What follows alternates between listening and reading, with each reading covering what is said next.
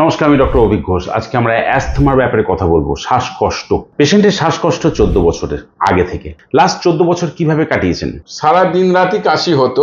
কাশিটা মোটামুটি ধরে নিন একবার যদি শুরু হয় 15-20 দিন ধরে কন্টিনিউ চলতো। এমন মনে হতো যে কি করব, আমাকে সুসাইড করতে হবে নাকি, এইরকম একটা মেন্টাল দিক দিয়ে চলে আসতো, রাতে ঘুম চলে যেত।